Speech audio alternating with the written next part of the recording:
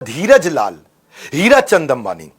धीरज लाल को प्यार से, हीराचंद अंबानी को धीरू प्यार से बोलते हैं, इसलिए धीरू भाई इनका नाम पड़ गया। रिलायंस, रिलायंस इनकी कंपनी का नाम, जिसका अर्थ है विश्वसनीयता, जिस पे विश्वास किया जा सकते हैं। ये एक ऐसे व्यक्ति थे जो भारत में विश्वास करते थे। ये एक ऐसे व्यक्ति सरदार पटेल के बहुत बड़े फैन थे।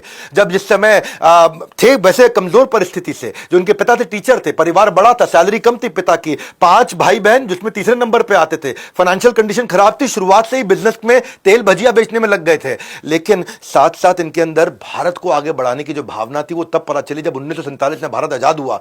जूनागढ़ अभी भारत से नहीं जुड़ा था। 15 अगस्त को जूनागढ़ भारत का हिस्सा नहीं था, नवंबर में जाकर के बना। पर सरदार पटेल के इतने बड़े फैन 15 अगस्त को झंडा फहरा दिया। जूनागढ़ स्टूडेंट यूनियन का सेक्रेटरी होने के कारण नवाब ने उनको जेल में भी डाला था कुछ दिन के लिए। कहानी को थोड़ा आगे बढ़ाते हैं, फास्ट फॉरवर्ड, अभी 17 साल के हो चुके हैं और एक दिन इनके पिता, उनका नाम था हीराचंद अंबानी, उन्होंने अपने पास बुलाया, बेटा धीरू मेरी बात सुनो। धीरू अब मेरी ना तबीयत ठीक नहीं रहती है, मैं जानता हूं तुम आगे तो पढ़ना चाहते हो, तुम्हारी पढ़ाई में बहुत मन भी लगता है, तुम व्यापार भी यहां करने में तुम्हारी बहुत इच्छा रहती है, लेकिन अब परिवार को तुम्हारी जरूरत है। यमन नाम का एक स्थान है जहां पे हमारी करेंसी के मुकाबले तुम बहुत ज्यादा पैसा कमा सकते हो। अभी धीरू भाई 17 साल के थे, इन्होंने उनको कन्विंस कर लिया कि तुम यहां से चले जाओ, अपने बड़े भाई के साथ चले जाओ, बड़े भाई तुम्हारी वहां नौकरी लगवा देंगे। और बड़े भाई इनके थे रमणीक लाल। रमणीक लाल ने उन समय इनको 300 रुपए महीने की वहां जाकर के यमन के अंदर नौकरी भी लगवा दी। यमन में ये 300 रुपए वाले आदमी थे नहीं, इनका दिमाग बहुत तेज चलता था, चाचा चौधरी से तेज दिमाग। 8 स्ट्रैटेजी में पहली strategy geographical arbitrage of commodity value. छोटी उम्र में ही पूत के पांव पालने में दिख जाते हैं। ये इनकी पहली वहां पे बहुत बड़ी कमाई हुई। यमन में नौकरी के साथ साथ ये सब चीजों को बड़ा ध्यान से ऑब्जर्व करते थे।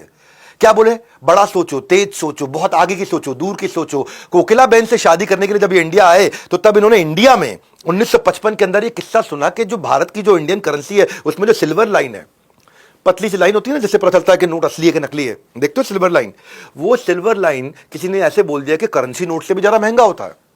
धीरू भाई को गजब आइडिया आया। यमन में उस समय क्या स्ट्रैटेजी बता रहा हूं आपको मैं, ज्योग्राफिकल आर्बिट्राज ऑफ कमोडिटी। वहां जो सिक्के होते थे यमन में वो रियाल कॉइन्स चलते थे और वो चांदी के होते थे।